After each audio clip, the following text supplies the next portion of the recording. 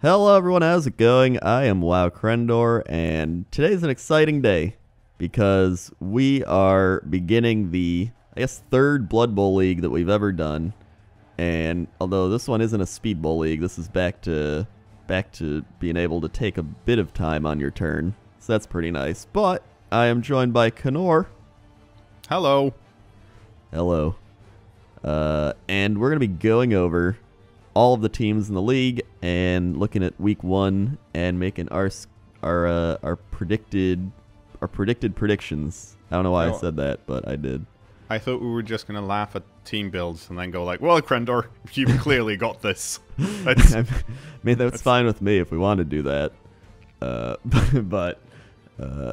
I will try my best and not do that then. I had a list of everything, like top 10 reasons why, but I'm going to scrap that, and we'll just have a look at the teams.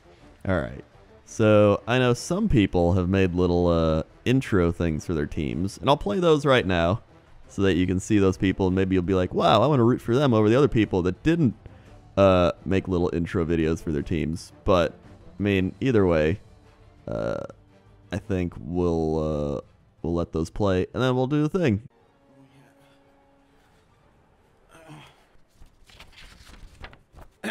Congratulations, Mathis. You are the proud new coach of the High Elf team, the Blazits. They're not high, they're happy. That's hilarious. Make sure you head over to the team roster page and take a look at your winning team. That will bring you all the new fame and glory in this year's 2015 Blood Bowl League from the Blood Bowl Commissioner. All right, let's take a look at our team roster. Can't keep me down. Standing in your way, keeping the ball safe, regret, that's what I'm feeling about now, and always here are my linemen, twaddling your baller, and cupping your ball as our catchers. Oh, we've got Sell Me the Dope as another lineman, that's good. Couple blitzers, stopping you dead, and Hope, well, we got Regret and Hope, they must be like cousins or something, and our thrower, tossing your baller. I am so fucked. Hello, ladies and gentlemen. I am Stylosa from Unit Lost, the illustrious coach of the Cabbage crew. From right to left, we have Mental Cabbage, the catcher, Savoy Cabbage, Shredded Cabbage, Purple Cape Cabbage, Boiled Cabbage, Stewed Cabbage, Charles Cabbage, Chunks McCabbage, the Massive Ogre, Pickled Cabbage, Cannonball Cabbage, and lastly, Wakefield Cabbage. Ah, this is Savoy Cabbage, our star blitzer. What a hero, what a hero. The majestic Chunks McCabbage in action. Oh, it's glorious. And our legendary catcher. It is indeed Mental Cabbage. Just look at his eyes. Look at him. Look at him. What a hero. What an absolute legend. Oh, baby. We are the Cabbage crew. Hailing from the land of the dark and possibly not possessing souls, I present to you the champions of Aora! They may not be the strongest or most nimble, but heavens help you should you fight them in the sun. Praise the sun! These stellar warriors, if nothing else, will prove to be an enlightening opponent. If only you could be so grossly incandescent. The champions of Aora, shining their light upon a Blood Bowl 2 tournament near you.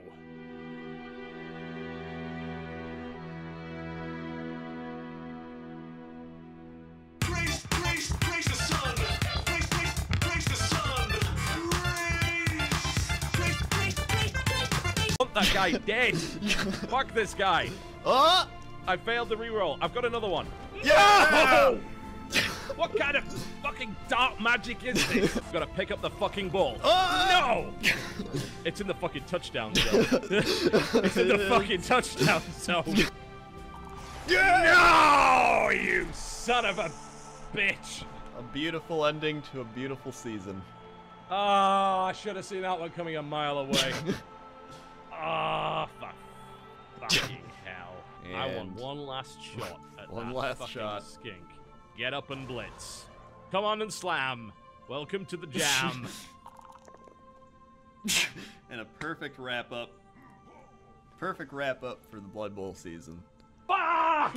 Oh there mates, Sam Stripper here, and I just wanted to make this video to say that I'm playing the Wood Elf team, and I love the wood elves. You know, I actually bought a cabin out in the woods because I wanted to become closer with the wood elves, and every day I wake up and I paint my face to just resemble a wood elf so I can become closer with my team, and it's just, I'm Sam Strippin. I am. Those were some lovely videos. Those are some great videos. Excellent 6 out of 10 work. And I will definitely root for those people. Mm-hmm.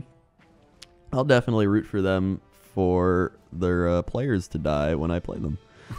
So let's start from the top left here and go with the Cox Apocalypse Now team of Jesse Cox. Just as any team name where I have to pause before I try and pronounce it is, in my book, a good team name. All right. And of course, their slogan is we will Cox you.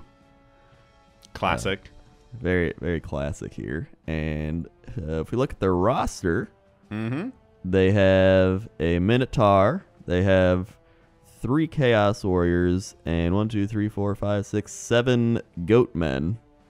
So, what do you think of this lineup? Well, this lineup is a pretty classic lineup for Chaos if you want the Minotaur. Now, there's always been a debate about the Minotaur when it comes to Chaos. The Minotaur isn't really needed. He looks big and scary, but you're only able to get 3 Chaos Warriors, and the Chaos Warriors are really good. I think it's a solid startup. There's nothing inherently wrong with this. The thing that might be slightly worrying for Jesse is the fact that he only has 2 rerolls, because Chaos doesn't have any type of ball handling skill. They don't have sure hands, they don't have catch, they don't have dodge, and if he wants to do any of that, with agility 3 he's likely to do it, but at the same time, you know what, he's going to run out of rerolls on turn 3, and then he's going to be really sad, but he might be able to murder some people. That's and from himself in the process. Yeah, from what I've heard, that is his strategy. He just wants to murder people. So, if that was his plan, he probably should have gone with orcs. Now, Chaos is what's generally considered the murder team in Blood Bowl, and especially in Blood Bowl 2. But it takes a while for them to get there. They have to get a few skills to be able to murder everyone. Starting out, Chaos is actually really weak. Yeah.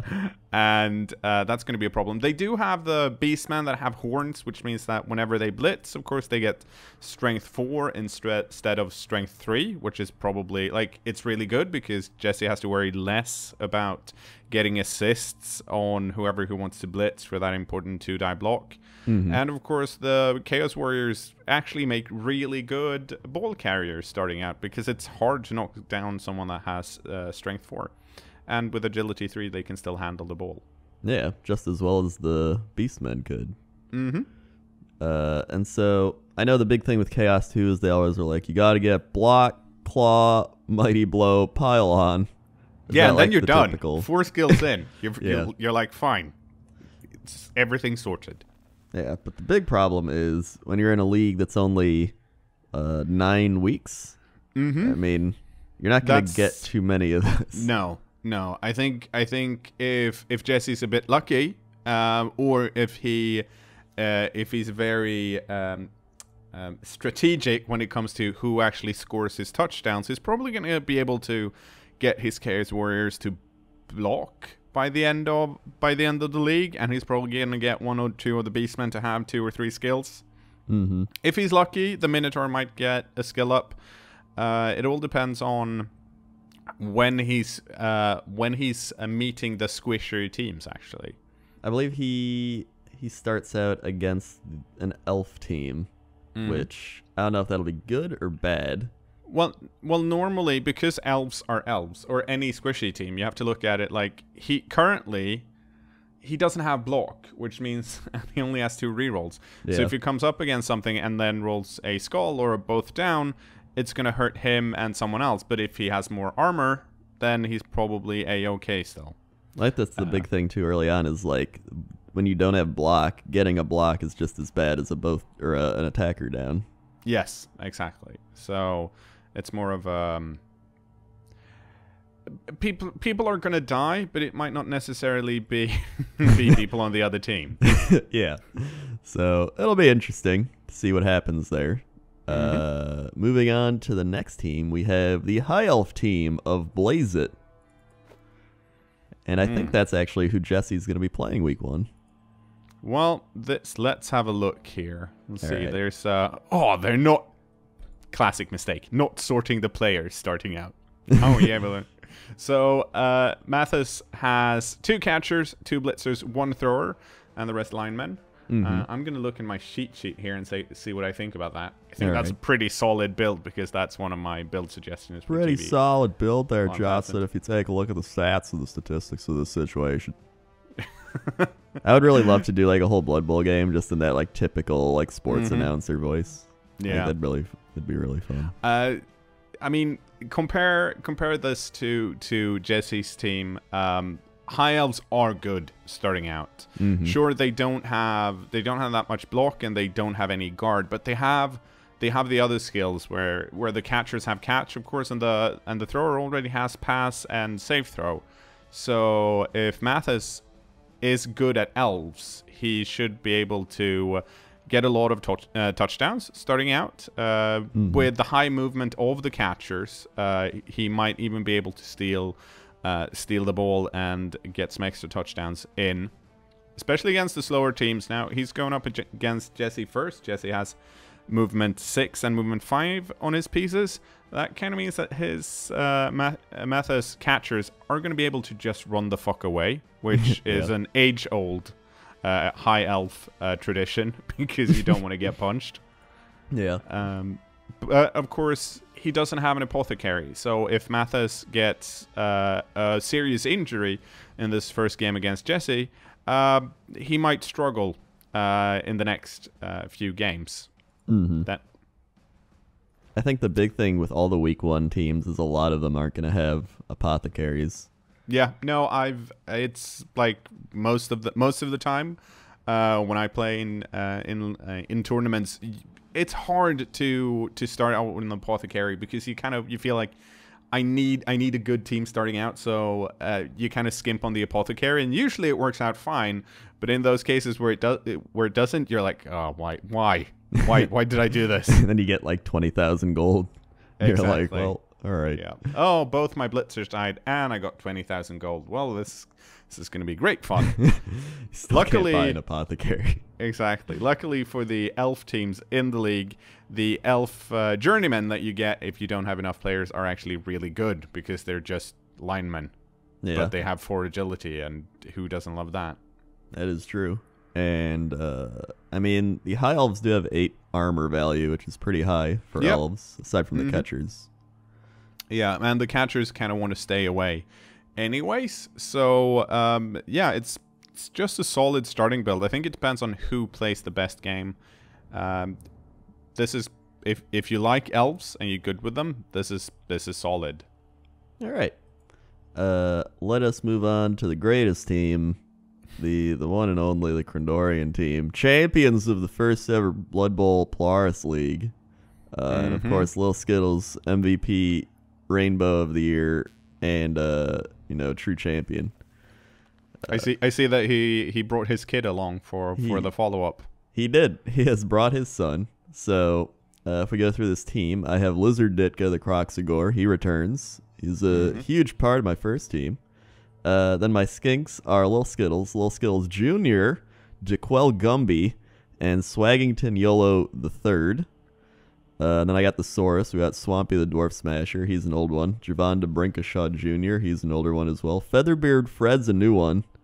Lil Spikey's old. Lavarius next. Terriax the third is old. And the newest, another new Saurus is Osmodo Crankshank.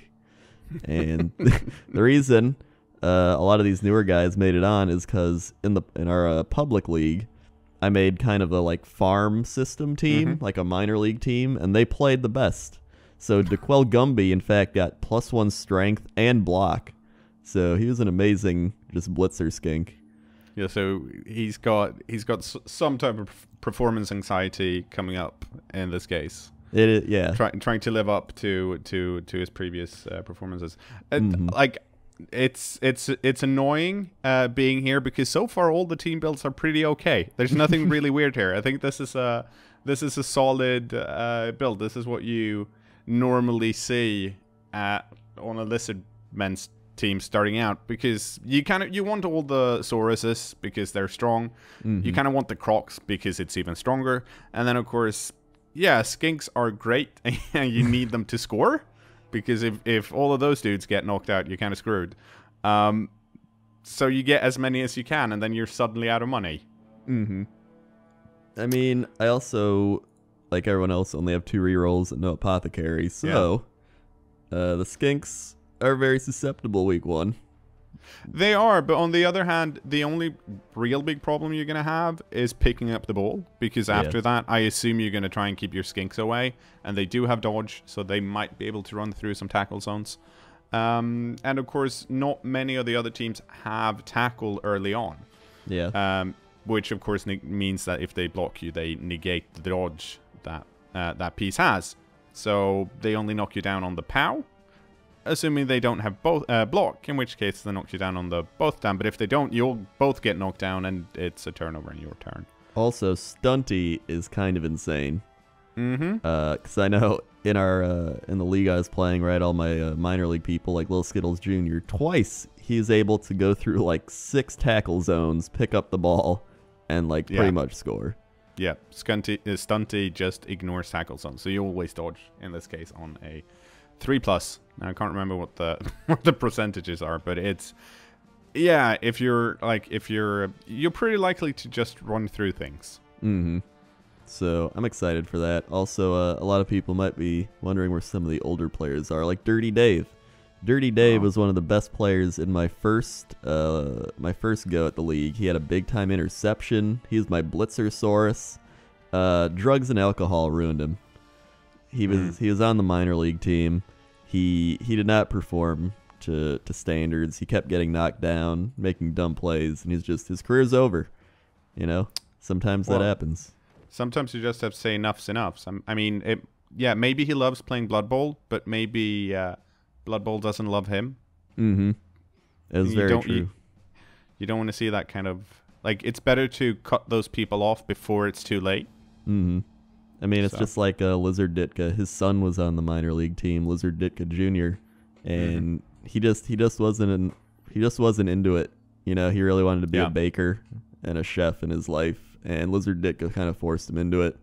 So he's not even playing Blood Bowl anymore, and now Lizard Ditka is coming back out of retirement because he has that hunger for the game. Well, it's I feel like it's always tragic to see when parents try and force their kids to live through their kids, basically. Clearly, Lizard Ditka wanted to play Blood Bowl, thus he should be the one playing Blood Bowl and not force his baker son to do it.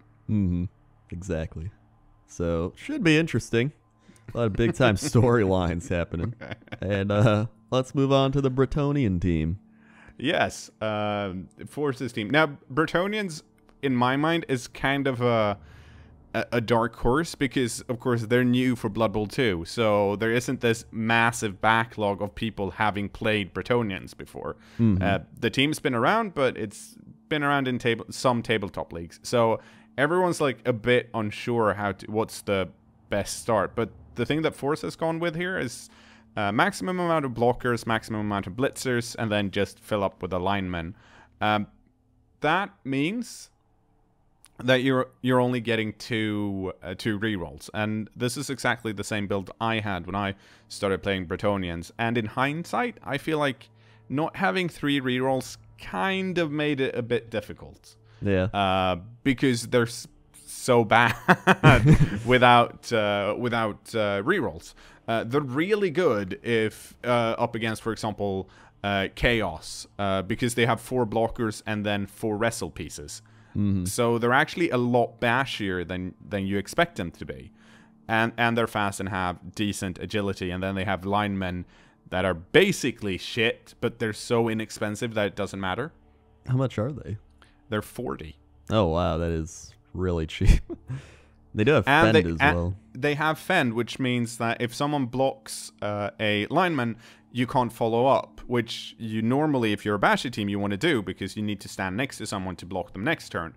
But without being able to follow up, it also means that the linemen might actually be able to move on their turn, because normally you don't move linemen because it's risky. Especially with agility 2 in this case, you're kind of like, yay, this lineman is standing next to this Chaos Warrior. That means the Chaos Warrior isn't going to go anywhere, but my lineman's going to get punched. I'm okay with this trade. But in this case, because they have Fend, some of them are going to be free to move and can give extra assists to both the blitzers and the blockers. So they're deceptively bashy, actually. Yeah.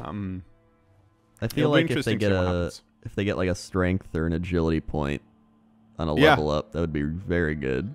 Yeah, my pro tip is just to get plus agility on all the blitzers if you can. My current team, 3 out of 4 blitzers have plus agility, so that's pretty good. Yeah.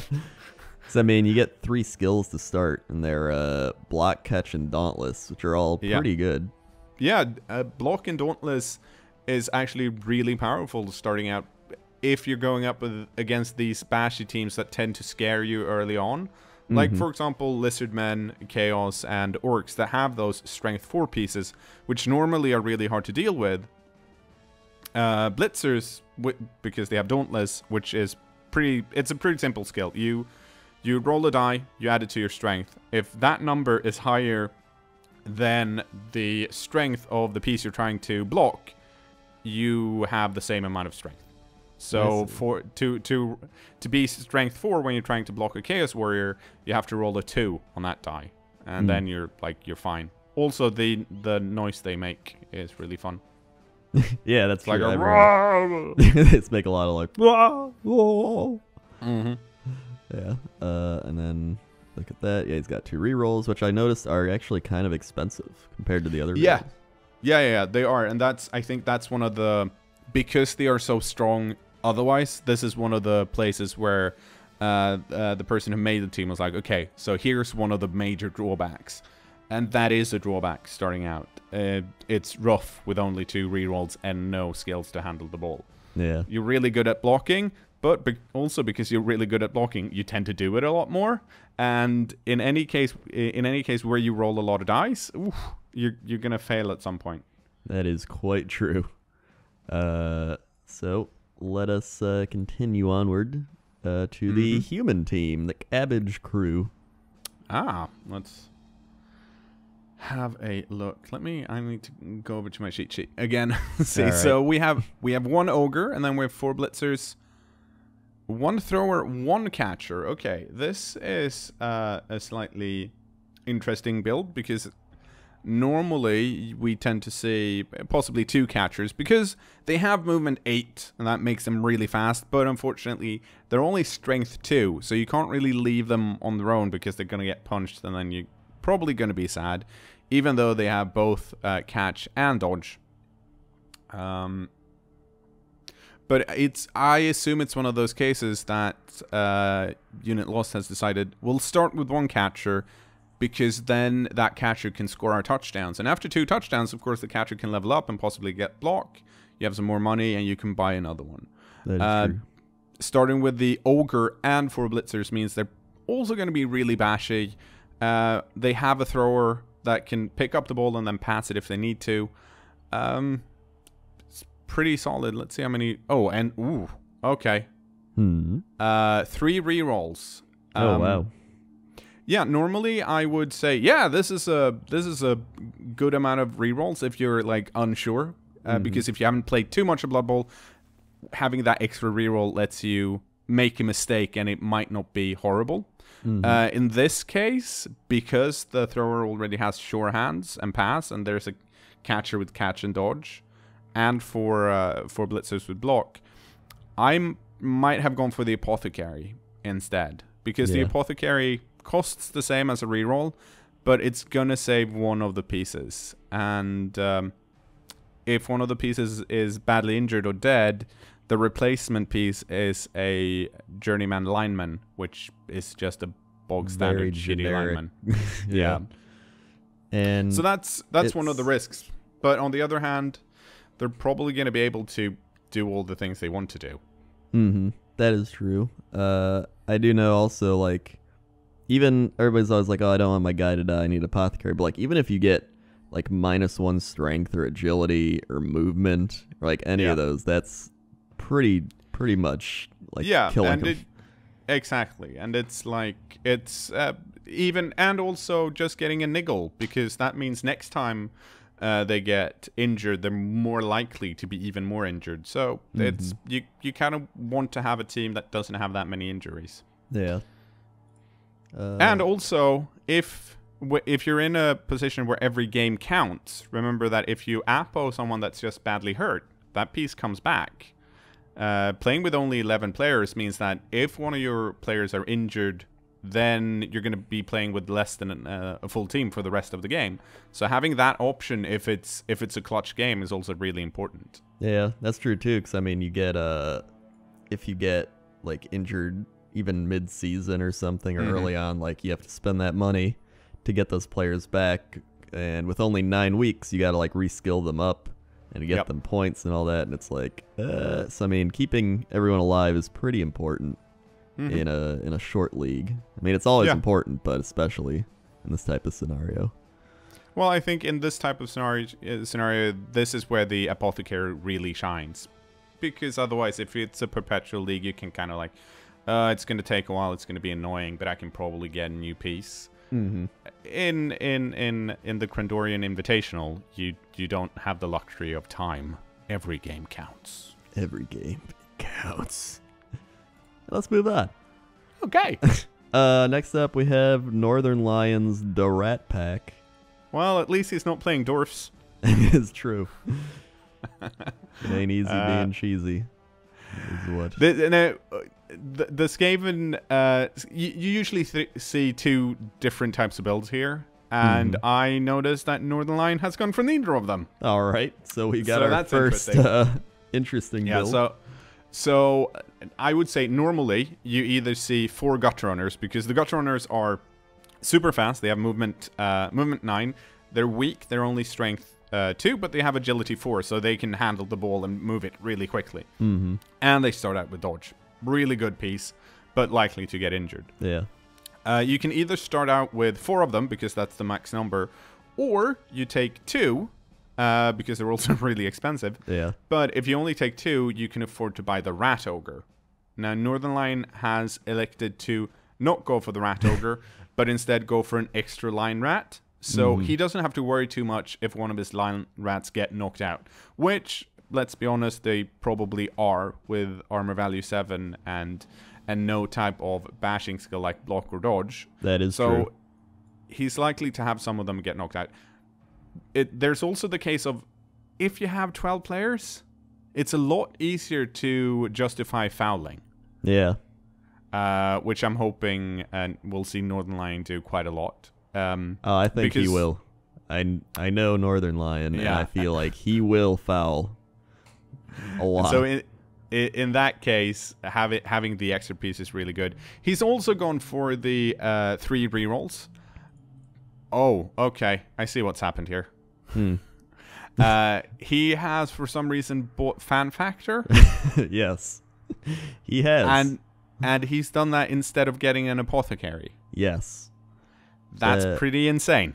That is quite insane. So why don't you tell us what Fan Factor actually does for people that don't know? Okay, so Fan Factor is basically, fluff-wise, it's how many people love your team. And having lots of people love your team is good, because then you're going to have more people come to your games. And if you have more people that come to your game than your opponent, and you figure this out by rolling for Fan Factor, and the person who has the most Fan Factor rolls the most dice, and the highest number gets Fame +1. Now, Fame +1 means that in a lot of instances where for example, the audience affects a kickoff result. For example, cheering fans or the pitch invasion or some of the other ones. The person who has Fame 1, or in this case, because Northern Lion has so much compared to everyone else, he might actually be able to get Fame 2. That gets added to the result in some instances. it's not worth getting 6 points of fan factor for it, though. Especially not when he elected to not get an apothecary, because players on his team are going to fucking die. Right. Now, I don't want to sound pessimistic, but it's very likely that there won't be as many rats left in like 1 or 2 games for this reason.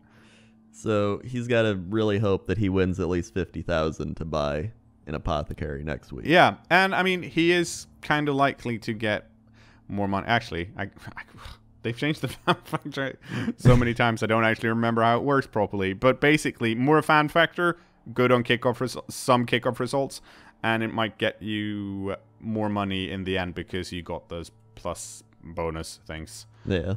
So it's not bad. It's just not worth the cost compared to getting an apothecary. Yeah. All right. Never buy fan factor. Okay. So we learned something today. We learned a few things. We learned not to buy fan factor, and we learned that Northern Lion is a special person. So let's move on to the next team, which is the Chode Warriors, the orc team from Pyrian Flex. Yeah, I've been watching him stream a bit of Blood Bowl 2, and I think people should be scared of him. Yep. He's pretty decent at the game, which we can see by his team build here. He's the orcs do have a big guy, a troll, but he's elected to not go for the big guy, instead going for 4 blitzers, which all have block, 4 black orcs, which all have strength 4, 2 linemen, and a thrower. On the orc team, you usually have the thrower as the ball carrier, because you don't have anyone to pass to, really, but the thrower does have sure hands, so he has an easier time to pick the ball up. But because the thrower only has movement 5, the running with the ball and the caging is slightly slower than some other teams, which isn't a bad thing because the black orcs are even slower. They're only movement 4. But this is pretty much if Jesse wanted to kill everyone else, this is the team he should have gone for, because this is really strong starting out when it just comes to bashing. And he hasn't got an apothecary, and he's only got two rerolls. The reason he doesn't have an apothecary is because most of his pieces have armor value 9, so they're really hard to injure. He's got 2 rerolls, and that's partly because the only thing he's probably going to need to reroll is if one of the black orcs throw an early block and get dub skulls or a both down and a skull. And he doesn't want his turn to end, and then he'll have to use a reroll. But since he has a thrower with sure hands and he has blitzers with blocks, he should be pretty fine for the rest of the game. So yeah, just straightforward, solid build. Even then, he's left over 30,000 gold, so odds are he can get an apothecary next week. Now, fun havers, of course, would get goblins because goblins are awesome. But I'm pretty sure Pyrian Flax is trying to win. And in that case, this is a good build. Big try-hard nerd. But, you know, I actually think I play him week 2. We'll go over the schedules at the end, by the way. So that should be interesting. Next up, we have the Dwarf team, the Tycho Dwarf School. That is the one and only Dodgers team, Duger. So as in start. Okay, so there's a big problem here, and that's that Dodger has been somehow, possibly by the game, because the game actually recommends this, which is insane. Right. But she's got the Death Roller. Now, the Death Roller is a really cool piece. It's got movement for strength 7, which is insanely high, and armor value 10. Yes. The problem is that the Death Roller, while being amazing, is what the game considers a secret weapon. Yes. So once a drive has finished, either by a touchdown or the end of the half, the referee is just going to boot the Death Roller. So she's effectively playing with 10 pieces. If she comes up against a team, for example, one of the elf teams or a human team that can score really quickly, they're just going to score quickly on her, and then she's down to 10 dwarfs. Yeah. And that's yeah, it's like, and this is mainly the game's fault because the game actually suggests this build, which is really dumb, and I have no idea why. The Death Roller is one of those pieces that's really cool, but essentially kind of useless because it's so easy to counter it. Yeah. And that, I think like if she's playing bashy teams at the start, it could be really helpful. Yes, definitely. But I think most of the bashy teams so far, for example, Lizardmen, like if you were to come up against a Death Roller, you had the Skinks, and they can score really quickly. Yeah. The Chaos is going to have some problems. And Orcs might. Because they're also, it's going to take them a while, and if she's good at caging with the Dwarves or just blocking them off, she might actually be able to knock a few other pieces down. But the problem with the bashy teams, though, is that they normally have high armor value, so even if you knock them down, you don't necessarily knock them out. Yeah. So it's a big gamble. If she has a good time, she's going to kill some people with the Death Roller, and then she's going to have a really big advantage once the Death Roller is not on the pitch anymore. But if she's unlucky, they're just going to people are just going to score on her, and she's out Death Roller. Yeah.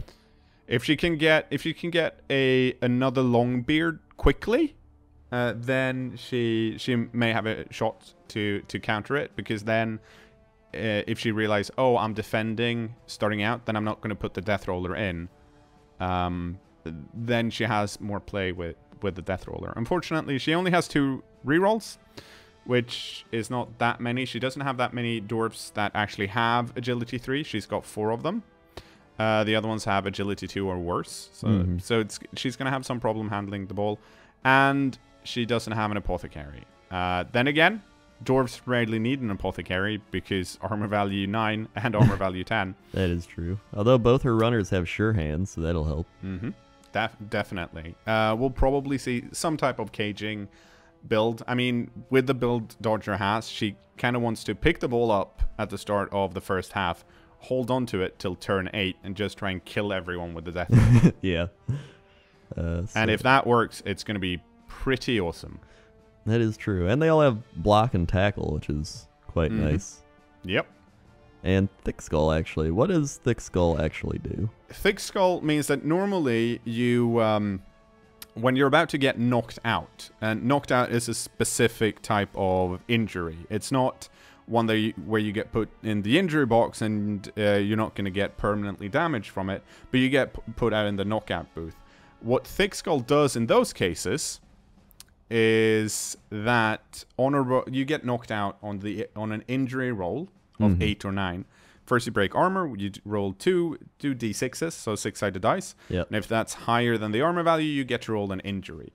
On an 8 or a 9, that piece gets knocked out. But a piece that has Thick Skull doesn't care about getting knocked out on an 8. I see. But rather it's just considered a stun, which happens on the lower results on the injury table. So they're more likely to stay on the pitch, basically. So you'd have to roll, in order to knock this Dwarf out, you'd have to roll a 10 plus, and then you would have to get on the injury roll a 9 instead of an 8 or a 9. So that's 2 pretty good rolls in a row. Yep. So they're really difficult to knock out. But then again, if you roll a 9, like higher than a 9, that's when casualties occur, right? Exactly. I see. So that is the Dwarf team. We'll see what happens for her. And next up is the Dark Elf team from Total Biscuit. And his thing is John Cena sucks. So okay, like having 4 blitzers, 1 runner, and the rest linemen or line elves. Pretty like that's the normal build. We're probably going to see 2 rerolls. Yeah, no Apothecary. That's pretty standard. The Dark Elves, because they're Dark Elves and have such high agility, are more likely to succeed in their whatever they do. Basically, if you're playing an elf team, the only thing you don't want to do is roll a 1. Anything else is just fine and dandy. this is just I would say this is the bog standard build for Dark Elves. If you want to be a fun haver, you go all line elves and like 3 rerolls. Yeah. So you would never get a witch elf to start. Well, I mean, I like the witch elf. It's one of my favorite pieces. But if you're trying to win, the blitzers just give you so much more. Yeah. The witch elf has lower armor as well. It's got armor value. It's got armor value 7, and it does have frenzy and dodge. So you kind of want to blitz with a witch elf because frenzy can let you push people off the side of the pitch. Yeah. But because she doesn't have block, she's also more likely to get pushed into annoying situations. Yeah. With frenzy and stuff like that. So it's one of my favorite pieces, but it's one that I rarely buy starting out. I prefer to go with the blitzers because they're just so darn good. And then once one or two of the line elves die, or I actually get enough money, I probably buy a witch elf. I do want the witch elf in there if I can, preferably 2. But once you get the witch elves, you, at least in my mind, you use them as ball carriers and you score with them, and then they level up and get block, and you get a lot of more fun skills for them. Yeah, and they're going to level up quicker too, getting them later, so it doesn't matter as much.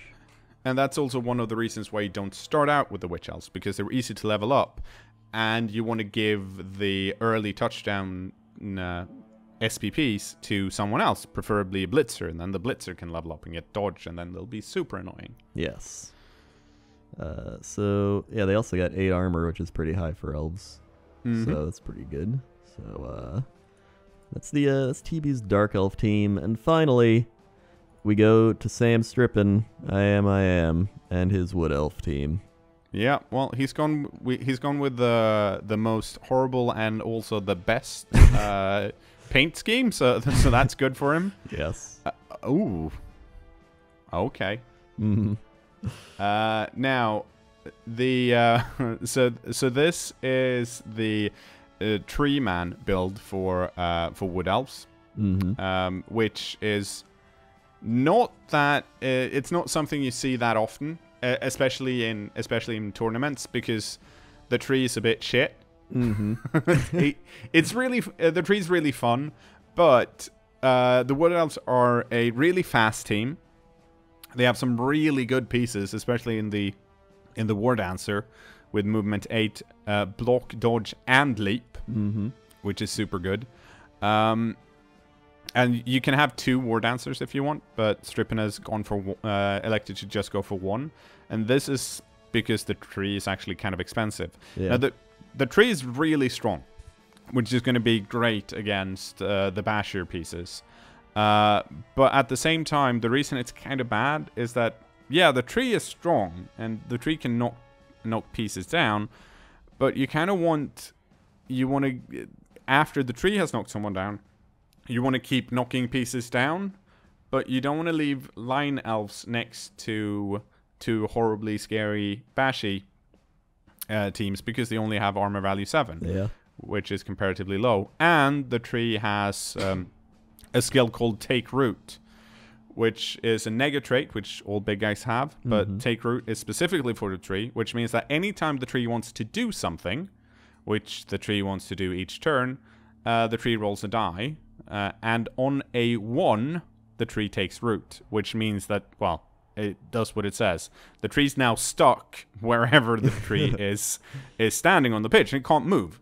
Now, the tree only has movement allowance 2 to begin with, so it's not fast. That's because it's a freaking tree. But it means that once the tree has taken root, everyone else is just going to run away from it, and then you have a piece being like, ooh, I'm a scary oak in the middle of a Blood Bowl pitch. And you can't really do much. Yeah. The thing you can do, if you've taken root, the only way to get rid of it is to get knocked down. So you might see some trees hoping to that have taken root, hoping to punch someone, and then take the both down or a skull just to knock themselves down so they can remove take root. Yeah. The problem is that it normally, for a piece to stand up, costs 3 points of movement. The treeman only has 2, so the treeman has to roll, I think it's a Is it 3 plus or 4 plus? I can't remember. Yeah, I think it's the top of my 3 head. or 4. Yeah, to actually stand up. But hey, it's probably slightly better than just staying put. Yeah. So it's a fun piece, but it's not a very good one. Seems it's like it'll be a flip of the coin, kind of like it's either going to be great or it's going to be really terrible. I mean, it's going to be great against comparatively great against Dodger's Death Roller, because it only has 1 less strength. This is true. And then he's just got a bunch of linemen, which, I mean, they have 4 agility. Yeah, the linemen are... The only drawback of the linemen is that they have armor value 7. They have movement 7, which is really, really good. This is one of the fastest teams on the pitch. And they can run away from a lot of teams if they want to, which they usually do because they're wood elves. Yeah, you just keep dodging away. I did play as a wood elf team the other day in a public league, and I did really well against the dwarves. I only had 1 guy knocked out, and it was me leaping and getting knocked out. Yeah, but it was like I just kept dodging away from him, and he was just really annoyed. No, a lot of people tend to be annoyed at the dwarves for that reason, that they're so good and bashy, and I'm like, well, just run away from them. They're really short. They're stubby legs. Just run away. don't take the fight. Literally just run all your guys to the back, and they're just like, oh, we can't get there. Wait up, guys. It's gonna take us 2 turns to get over there. And then he's got 2 rerolls, no apothecary, so armor value 7.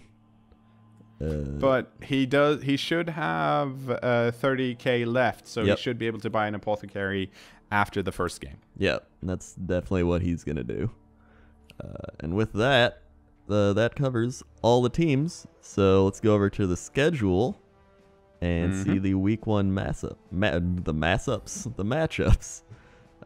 So the first game in the first week is Northern Lions Rats against Sam's Wood Elves. So a lot of speed.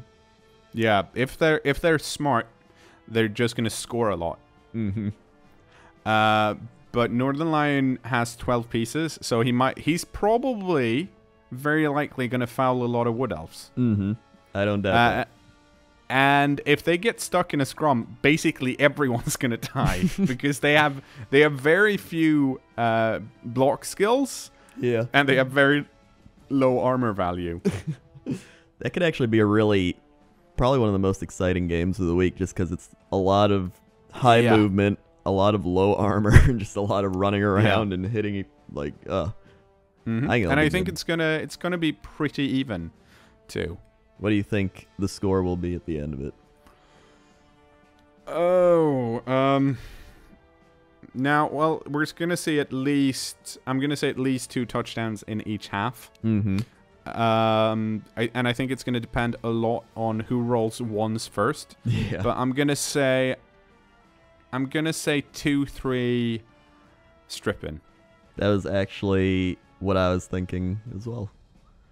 So we agree on that one. Yeah, I was gonna say. And that's only because I've seen him play Wood Elves before, and I've not seen Northern Lion play Rats. Yeah, I do think he's been practicing, but Sam has become one with the Wood Elves. Yeah. So I think that gives him a slight edge. After that, we have the Pyrian Flax Chode Warrior Orcs against the unit lost Cabbage Crew Humans. Yeah, pretty classic matchup, this. Humans versus Orcs. Orcs are often considered 2 very even teams. I'm going to give the edge to Pyrian Flax because he has so much bash. Now, unit lost because they have 1 thrower and 1 catcher. They're able to score really quickly if they need to, but I still think this is going to end up 2-1 Pyrian Flax. It's a toss up, really, when it comes to humans versus orcs this early. I almost feel like it's gonna be 1-1. It might be. The only reason I'm thinking 2-1 is because... Well, actually, that's unfair because Unit Lost have been streaming as well. I just haven't caught their streams, but I've caught Pyrian Flax's stream. They did play in our last Speedball League, so they do have experience. So, yes. Yeah, and they did play the humans in that last league, too, so they know what they're doing with humans. So, you never know. I think it'll be 1-1. I think it'll be very close. It could come down to like some final crazy plays. No, I think this... it's going to be I think it's going to be a pretty even game. It's going to be a tight game. Then we have the Dodger Tycho Dwarf School Dwarves against Forces Champions of Astora Bretonians. This one is so hard to call because Bretonians are usually really good because they have so much. 8 out of 11 pieces have some type of block skill. But then again, so does the Dwarves have a lot of block skills too. I think the Bretonians kind of, in a way, has the upper hand because they have wrestle pieces. And they have linemen with fend. So the Dwarves are not going to be able to follow up as much as they want. On the other hand, the Bretonians aren't really equipped to deal with the death roller starting out, and they don't have a really fast way of scoring either. If they were to attack on in the first half on the first turn, it's still going to take them 2 to 3 turns to even get to the end of the pitch and score a touchdown. And in those cases, they might have to use a few rerolls. So, if it's just the grind, Dodger might actually have the edge here. Yeah, because that death roller it'll just be rolling, hard, rolling fast, just killing. As long as she doesn't block the blockers with the death roller because they have wrestle. That is true. I do remember one time I'd blitzed with my Minotaur on a death roller and I got double both down and my Minotaur I'd block. And I managed to injure the death roller. It was a great moment in my life. It's a great feeling. And then next up... Oh, wait, I guess we should predict the score. What do you think the score will be? I think it's going to be 2-1 Dodger. I actually think it will be... Man, I don't even know. I feel like it's going to be 1-0, but I don't know who's going to have the 1 and who's gonna have the 0. Yeah, you're right. Actually, I realized after you said it, I'm very optimistic when it comes to doing touchdowns. Yeah, here, and the Dwarf scoring twice. Well, I've committed to it. 2-1 Dodger. All right, I'm gonna say 1-0 Dodger, but again, week 1 probably has like the craziest results happen because nobody has any skills or apothecaries and reroll, so. It could be interesting. Next, we have TB's Team WWE Dark Elves against the greatest team of all time, the Crendorian Lizardmen.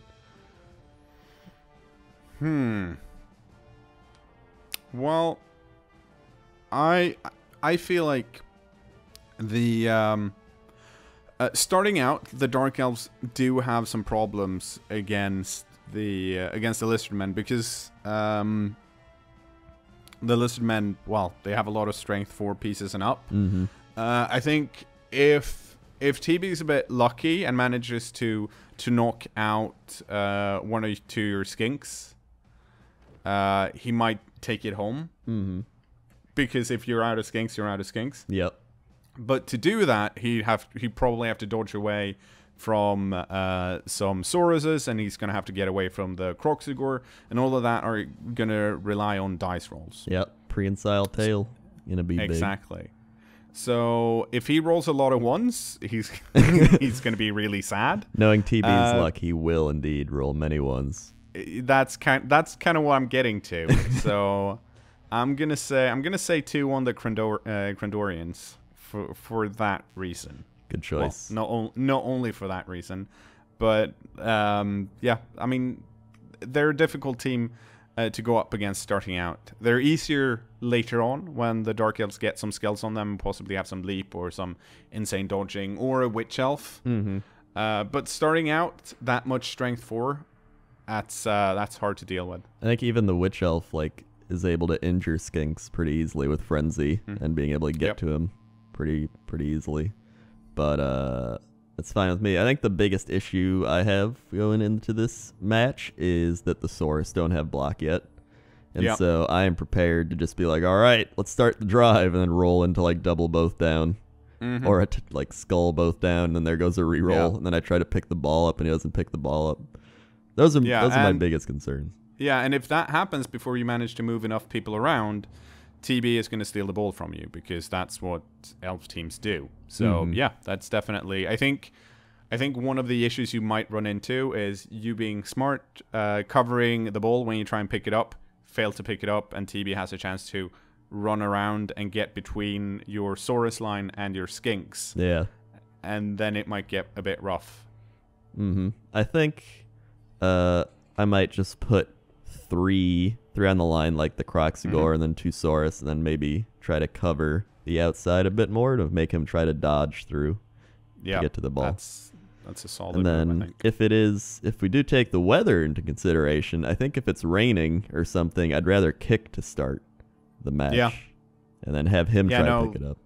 Yeah, because of course rain means that the ball's slippery, so it's 1 harder to pick up. So you'd pick it up on a 4+, and he'd pick it up on a 3+, which I know that a 4+ is actually 50-50, so you got a pretty good shot at it. But I've played so much Blood Bowls, I'm like, 4+, that's not possible. No one can pick the ball up on a 4+. And then on top of that, it's I feel it's -1 to catching as well, isn't it? Is it throwing and catching or just catching? I think it's catching, intercepting, and picking it up. Now with intercepting, you get -1 to that, but you already have to like roll a 6 to intercept it, isn't it? Yeah, that's true. So does that mean you just can't intercept it, or do you need like a skill? Well, no. On a 6, you always succeed regardless of how bad it is. Oh, so, yeah. Why is that a 1 to intercepting then? Well, it's not actually it's because if you have a lot of agility, you can still snatch it on a 5. Oh, I see. Elves elves with Nerves of Steel, for example. The pro elves, the best team that's currently not in the game. Has that thing where they're pretty good at just intercepting the ball because of that. I see. Let's have a look here. Attempting an interception, exactly. It's -2 to the agility roll. So if you have agility 4, then it's a 5+ to intercept. If you have agility 3, it's always going to be a 6. But if you have more than that, suddenly you can just snatch things out of the air. I see. All right. I'm glad I learned something today. But in this case, if I get lucky, I think I can win 3-1. If I don't get lucky, I think I'll win 2-1. Those are my predictions. I'm also biased. Yeah, well, I think it's a case of if either player gets lucky, they're gonna win. Yeah. If the luck's even, I think it might be a close game with an edge to the Crendorians. Also reigning champions, of course, making it rainbow. Yeah. If you're curious about all this little Skittles stuff, whatever, just search Little Skittles or search the old Blood Bowl League. Just look up the championship game, which I think was probably one of the luckiest games I've played ever. Which was where I think he tried to injure Little Skittles. He rolled double skull after already re-rolling, and he got knocked down. He tried to get to me on a go for it roll and fell in front of Little Skittles. Little Skittles scored the game-winning touchdown in overtime in front of his face. It actually was raining at the start and then cleared up, so it was like a rainbow came out. And then on top of that, he tried to injure him one more time at the end and rolled double skull again. So that was an amazing game, and I feel like he wants revenge very badly as well. So I wouldn't be surprised if pretty much everyone in the league tries to foul Little Skittles. But now his son is there, so I mean the bloodline runs well. Oh, I thought you just added his son so that everyone else would be I just can't stomp his face in front of the sun. Oh no, it's the bloodline. He actually has an eye patch, and that eye patch is because back in the day he was in a little league, and his father was like, "Go make some plays," and he got punched in the eye by a dwarf, and he was gonna come out, and his father was like, "You can still play," and he went back in and scored 5 touchdowns, and he's worn that eye patch and that damaged eye ever since. That's a little bit of lore there. It's a true underdog story. So it'll be interesting because now we got 2 little skill bloodlines out there. Either way, final game is the Jesse Cox Chaos Cox Apocalypse now against the High Elf Mathis team called Blaze It. Yeah. I'm gonna give this 2-0 to the High Elves. All right. Because I don't think, like, if Jesse's plan is to injure people, then he's not going to worry too much about scoring. Yeah. Which is going to benefit the High Elves, because the High Elves are like, oh well, we'll just steal your ball and score. And the High Elves have some block pieces, not that many, but they do have plus agility. I think Jesse's going to be able to injure some of the High Elves, so I think it's going to end up like, say, at the end of the second half, there's going to be 6 High Elves left. I don't think most of them are going to be injured, but some of them are going to be KO'd and stuff like that. But I'm still going to give it 2-0 to Blaze It. All right. I think I agree with you on that one. I think it'll be 2-0. Maybe Jesse gets a couple injuries caused. I think he'd be very happy just with that. I think this is going to be one of those classic cases where one of the teams is going to limp home with a pretty solid victory, and the other team's going to be like, hell yeah, everyone's dead. I think so too. And I hope so, because everybody loves watching people die in this game. So, especially week 1 when you can't change it. It's just like, well, they're dead. Long-lived journey for them. So yeah, that is the overview for the start of the league. I think we'll be doing this pretty much every week that comes up, but we obviously won't go over the teams anymore. We'll just kind of predict stuff in the schedule. And take a look at the leaderboards and all those things once that actually happens. So thank you for joining me, Cknoor. You're welcome. And I'll put all your links in the description below. If you like Blood Bowl and really enjoy getting into Blood Bowl and the strategies and the depth and stuff, check out Cknoor, because that's all you really do. That's, yes, pretty much. It's sad but true. Yes. So again, I'll put all the links in the description below, and get ready for some fun Blood Bowl action. Yeah. Woo! Woo! Yeah. I'm super pumped. Super pumped. Me too. See ya.